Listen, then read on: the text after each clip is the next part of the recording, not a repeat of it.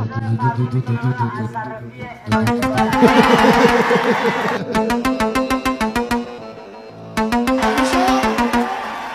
خداوند بخشنده و مهربان. سلام دوستانی عزیز، امیدوارم که حالتان خوب و خوش و سرحال باشد. دوستانی عزیز، همونطور که میبینید پشت کشی گلخانه و پیپ کشی گلخانه انجام شده. ببینید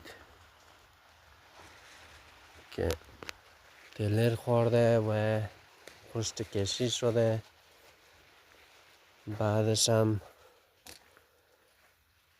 پیپ کشی هم آماده شده، انجام شده، آماده کاشت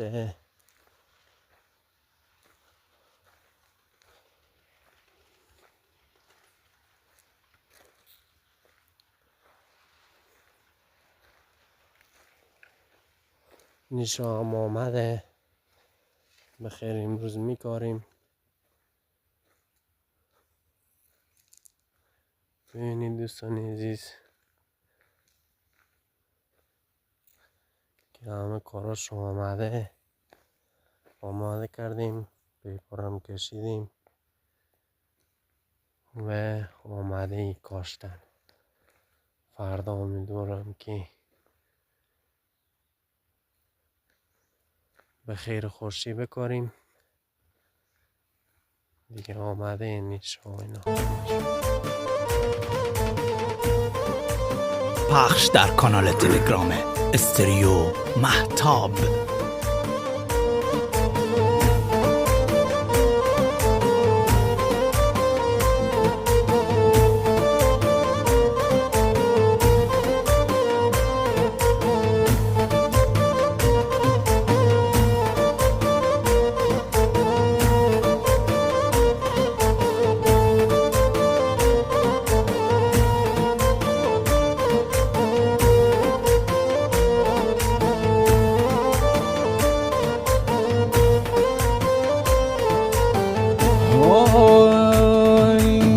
آی بیا از درون که شاد و گرد و معصومه.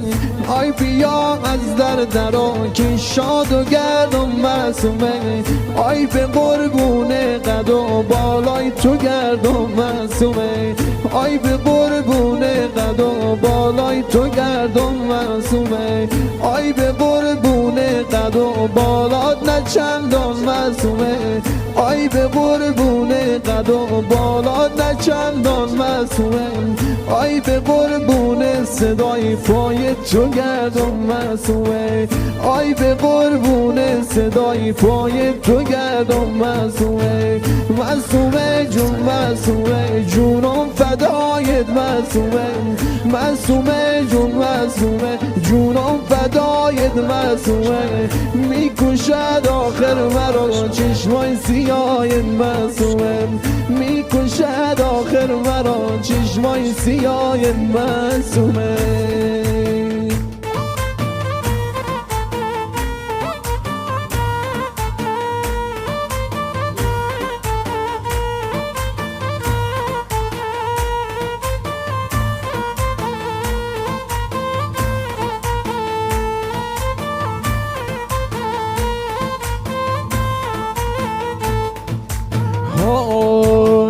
آی بیا از درد تو گیر و معصومه. آی بیا از درد تو گیر و معصومه. آی به دستمال کتون گرد تو گیر و معصومه. آی به دستمال کتون ریش معصومه. آی عرق از چهره زرد تو گیر و معصومه. آی عرق از چهره زرد تو گیر و معصومه. معصومه جون معصومه جونم فدایت معصومه. معصومه جون معصومه جونم فدایت معصومه. میکشد آخر مرا چشمای سیاه معصومه. میکشه آخر مرا چشمای سیاه معصومه.